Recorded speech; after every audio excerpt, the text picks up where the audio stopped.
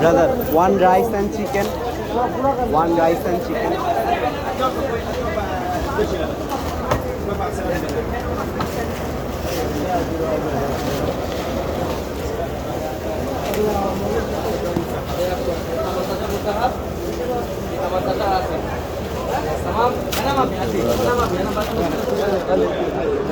তো এই খাবারটাই ডোনেট করে 10 রিয়াল দাম, আর কি কিনা নিলাম খাবারটাই।